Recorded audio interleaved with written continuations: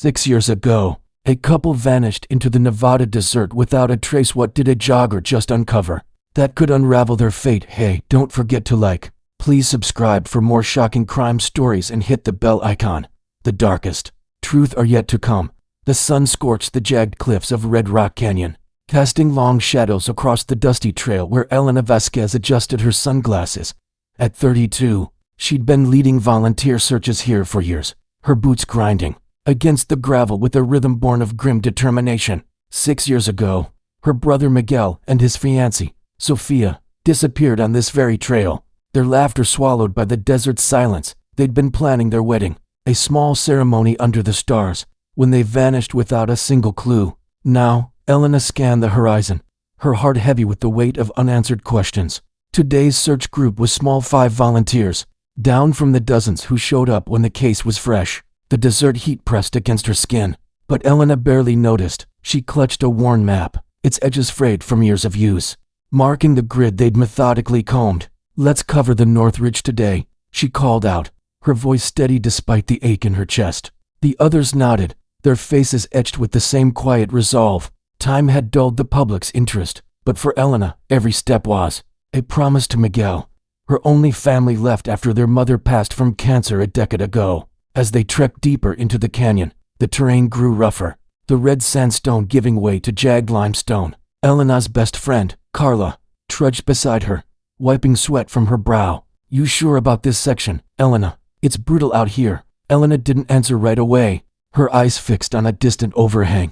Something about it tugged at her, a gut feeling she couldn't shake. "It's been 6 years," she said finally. "If there's anything left to find, it's in a place like this, somewhere hidden." Carla gave her a look, part concern, part admiration, and kept pace. The group spread out, their radios crackling with static as they checked in. Elena's flashlight swept over the rocky outcrop, its beam catching on something unnatural, a glint of metal half buried in the sand.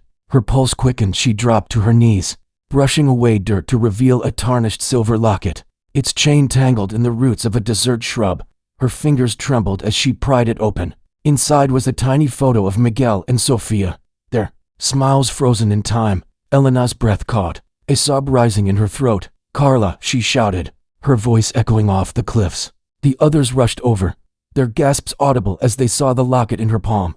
"This was Sofia's," Elena whispered, her mind racing. "Sofia never took it off. A gift from Miguel when they got engaged. How had it ended up here, in a remote corner of the canyon?" The group fell silent, the weight of the discovery settling over them.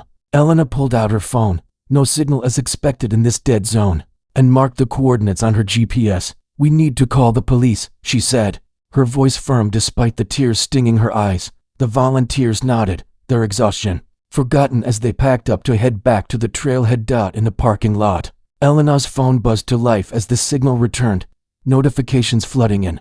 3 missed calls from Detective Lauren Pierce of the Clark County Sheriff's Office. Her stomach twisted. Pierce had been the lead on Miguel and Sofia's case, though it had gone cold years ago. Elena hit redial, her hands shaking. "Elena, where are you?" Pierce's voice was urgent, cutting through the static. "I'm at the Red Rock trailhead. We found something, Sofia's locket." There was a pause.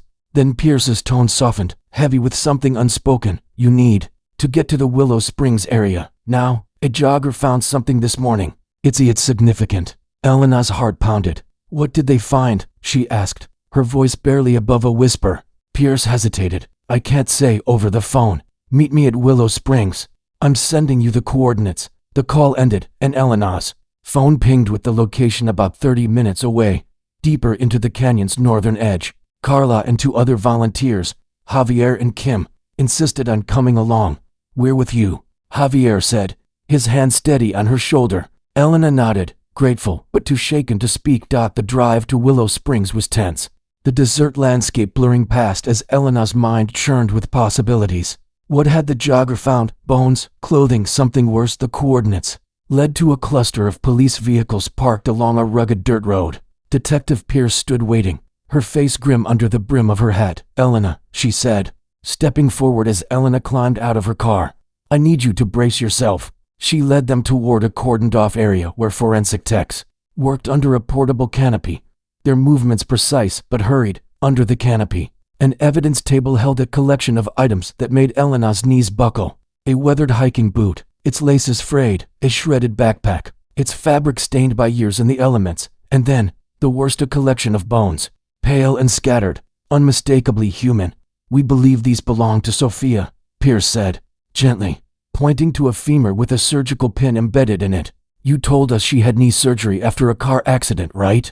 The serial number on the pin matches her medical records."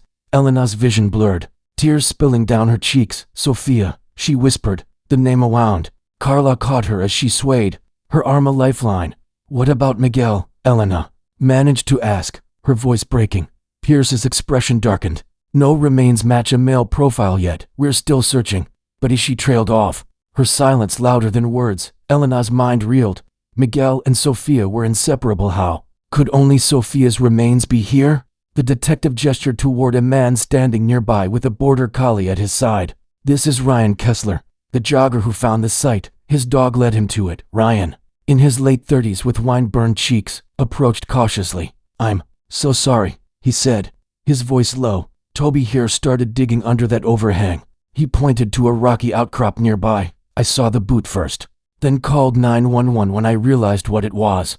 Elena nodded, unable to speak, her eyes locked on the bones. Pierce continued. "A windstorm last night likely uncovered this. The remains were partially sheltered, which preserved them until now." Elena's gaze shifted to the cliff face, where crime scene tape fluttered in the breeze. "What does this mean?" she asked, her voice raw. "If Miguel's not here, where is he?" Pierce's eyes met hers, steady but guarded. "We don't know yet." The absence of his remains raises questions. "They were together that day, weren't they? You mentioned a social media post, a selfie from the trail." Elena nodded, her throat tight. "Yeah, Miguel posted it on Instagram, geotagged at Red Rock.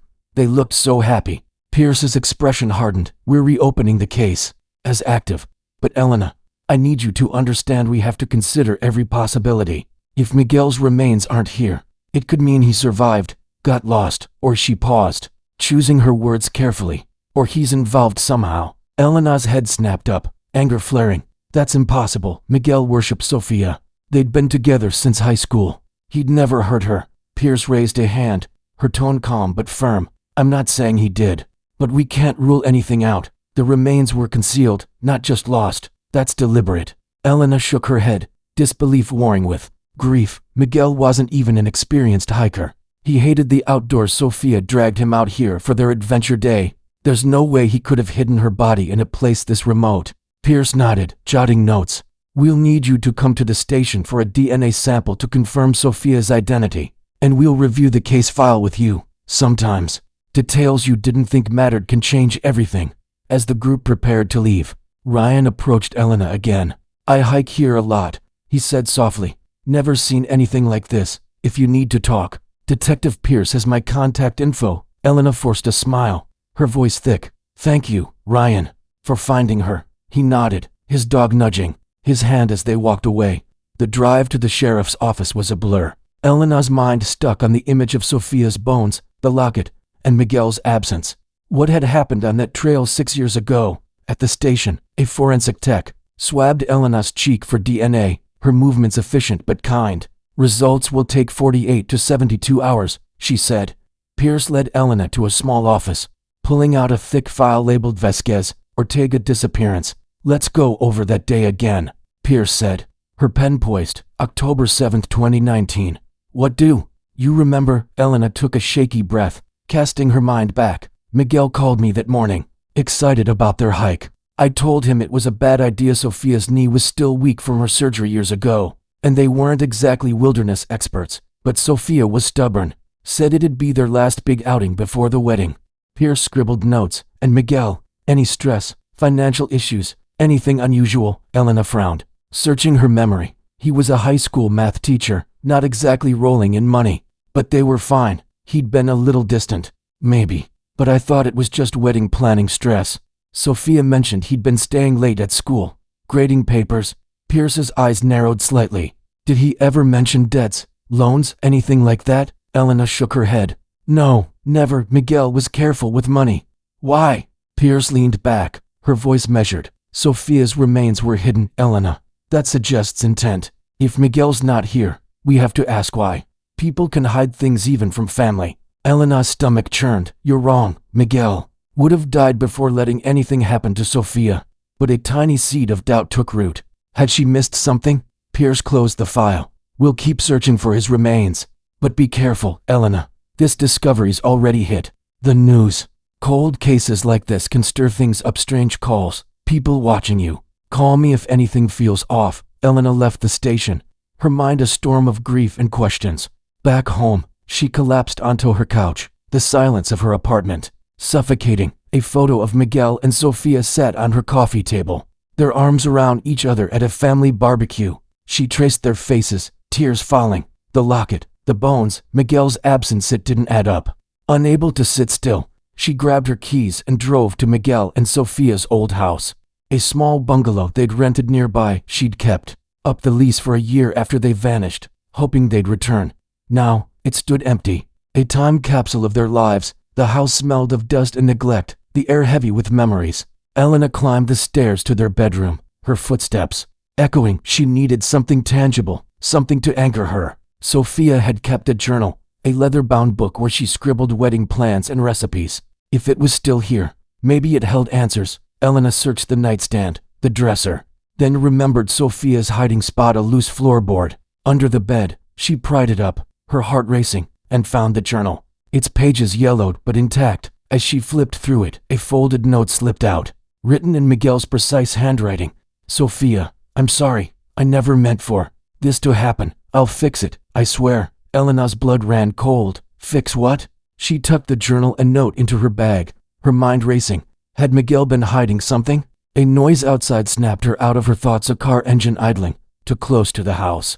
She crept to the window, peering through the blinds. A black SUV sat at the curb, its windows tinted. Two men stepped out, one wearing a dark jacket with a familiar logo, a coiled snake. Her heart stopped. She'd seen that logo before, on a letter in Miguel's desk years ago. Something about a business opportunity. The men approached the house, their movements deliberate, one testing the doorknob. Panic surged through her. She grabbed the journal and bolted for the back door, her pulse hammering.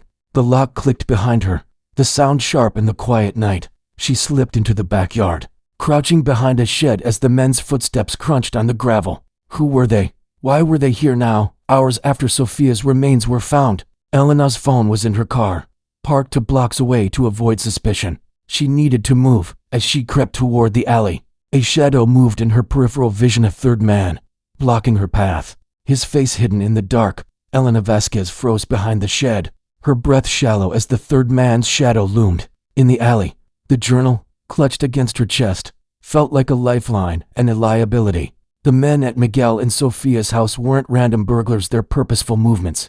And that coiled snake logo screamed something far darker. Her car was 2 blocks away, her phone inside it. She had seconds to decide. The man in the alley stepped closer, his boots crunching softly on the gravel. Elena's eyes darted to a gap in the neighbor's fence.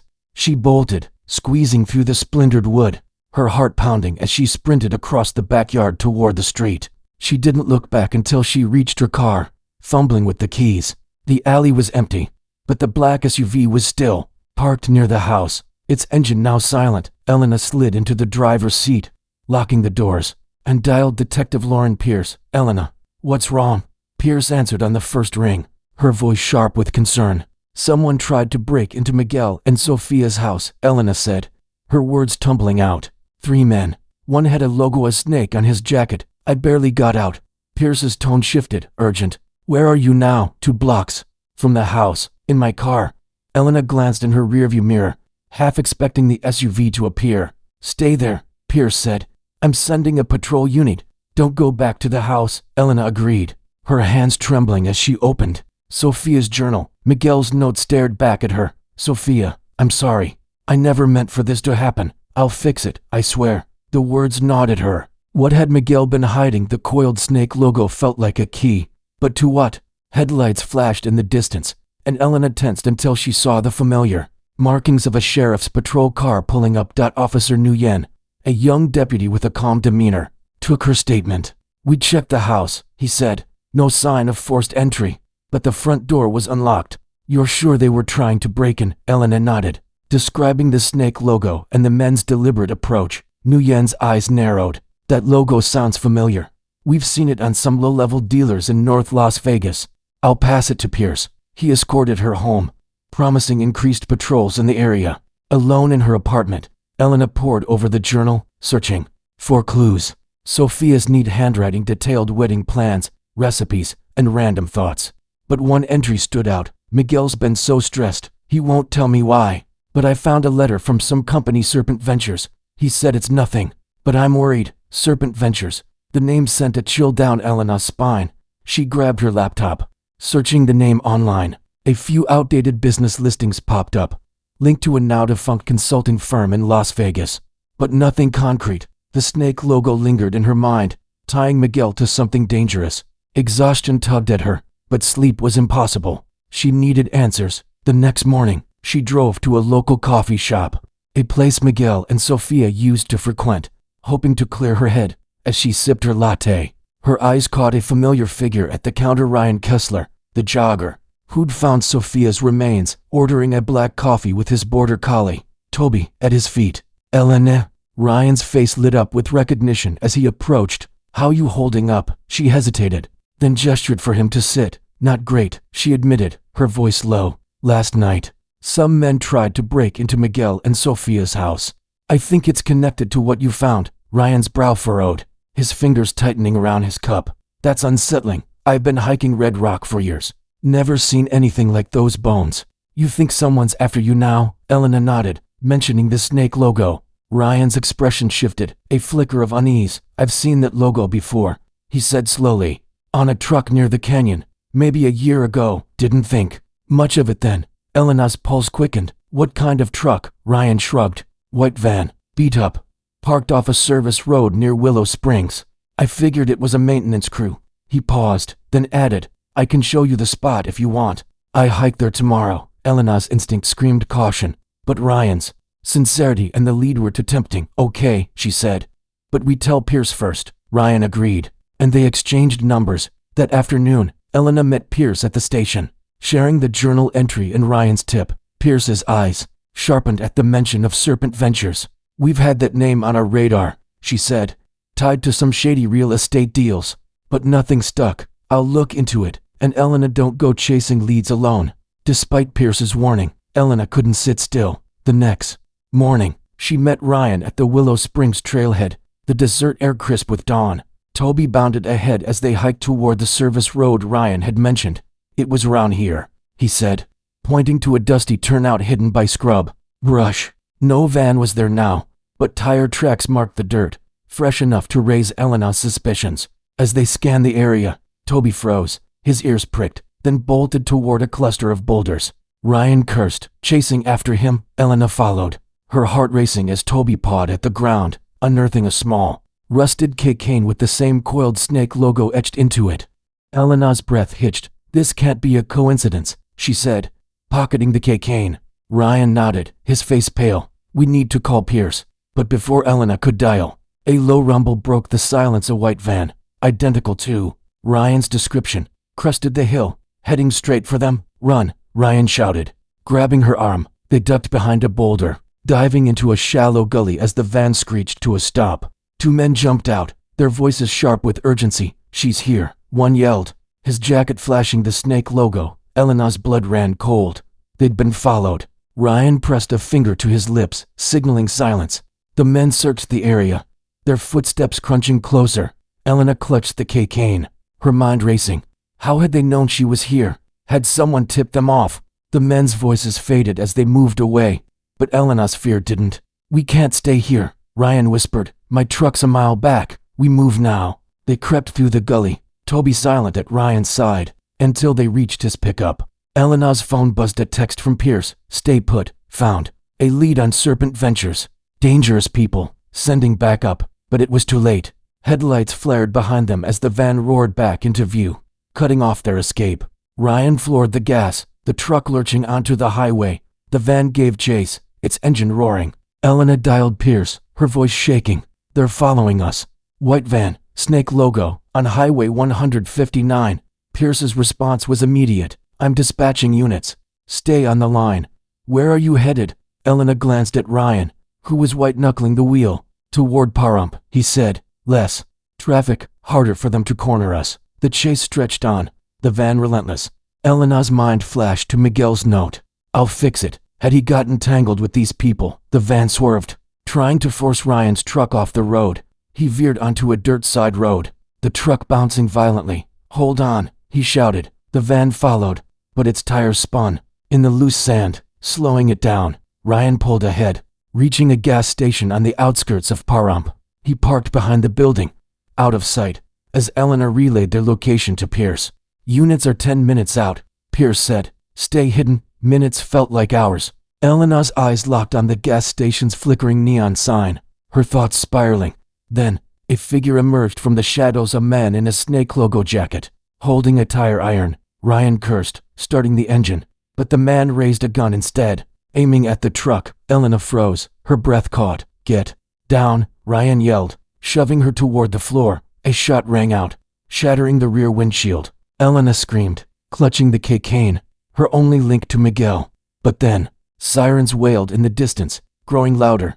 The man with the gun hesitated, then bolted back to the van, which peeled out just as police cruisers swarmed the lot. Pierce leapt from the lead car, her weapon drawn. Elena, you okay? She called, rushing over. Elena nodded, trembling, as Ryan helped her out. They're gone, she said, holding up the cane. But this is theirs. Pierce's face hardened. That logo's tied to a trafficking ring, drugs, maybe worse. We're raiding their last known base tonight. You're coming with me. We need everything you know. At the sheriff's mobile command unit, Pierce laid out the situation. Serpent Ventures was a front for a criminal network dealing in black market goods, possibly human trafficking. The cane and journal entry linked Miguel to them. But how? Elena handed over the note, her voice breaking. Miguel wrote this to Sofia. He was hiding something. Pierce studied it, then pulled up a file. We found records. Miguel took out a loan with the Serpent Ventures shell company in 2019, $200,000.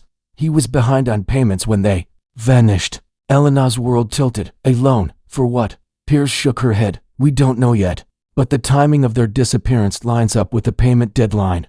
We think they were targeted. Elena's mind reeled. Miguel, her steady, responsible brother, in debt to criminals. It didn't fit. But the note, the logo, the men chasing her, they all pointed to a truth she couldn't deny. Pierce's radio crackled. Teams in position at the warehouse. Suspects confirmed inside. Pierce turned to Elena. Stay here with Officer Nguyen. We're moving in. Elena watched the tactical teams deploy, their silhouettes vanishing into the desert night. The warehouse, a hulking structure off Highway 604, glowed faintly, its windows blacked out. Gunfire erupted, sharp and relentless, echoing across the sand. Elena's heart pounded, her thoughts with Miguel. Was he alive? Had he been part of this? The firefight raged for 30 minutes, flashes lighting up the warehouse like a storm. Then, silence. Officers emerged, escorting cuffed suspects, men in snake logo jackets, their faces grim. Paramedics followed, wheeling out victims, some barely conscious, others walking in a daze. Elena's breath caught as a familiar figure stumbled out, flanked by two officers. Miguel, thinner, haggard, his face bruised, but alive. Miguel, she shouted, ignoring Nguyen's protests as she ran toward him. He looked up, his eyes hollow but sparking with recognition. Elena, he croaked, collapsing into her arms. A paramedic rushed over, checking his vitals. He's malnourished, dehydrated, the medic said. Old injuries, too. Elena held him, tears streaming.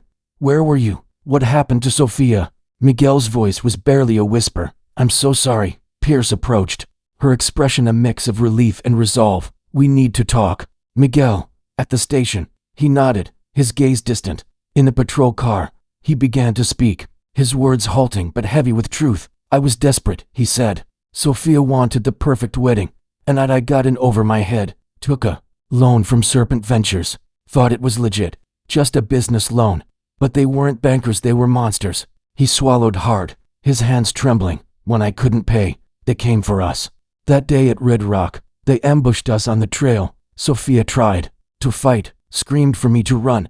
They shot her. Elena, point blank, said it was a lesson. His voice broke, tears falling. They kept me alive to work off the debt, forced me to cook their books, hide their money. I refused at first, so they beat me, locked me in that warehouse. I thought I'd die there. Elena's chest ached, anger and grief colliding. Why didn't you tell me? I could have helped. Miguel shook his head. I was ashamed. Didn't want Sophia to know. After she died, I stopped fighting. Did what they wanted to survive, to find a way out. Pierce, listening from the front seat, took notes. We've got their ledger, she said. Found it in a warehouse. Names. Transactions enough to dismantle their network. Dominic Alvarez, their boss, is in custody. At the station, Miguel gave a full statement, detailing 6 years of captivity, forced to launder money for a trafficking ring that preyed on the vulnerable. Sophia's death was a warning to others, her body hidden to cover their tracks. Elena's discovery of the locket and cocaine, combined with her chase, had forced the ring's hand, leading to the raid. You saved lives, Pierce told her, including his. Elena looked at Miguel, his guilt palpable. I lost Sophia, he said. I'll carry that forever. Elena squeezed his hand. You're here now. We'll heal together for Sophia. They left the station as dawn broke, the desert sky streaked with gold. The pain of Sophia's loss lingered, but the truth, however brutal, was a start. Miguel vowed to testify, to give Sophia and their unborn dreams a voice. Elena clutched Sophia's journal, a piece of her sister's heart, and felt a flicker of hope.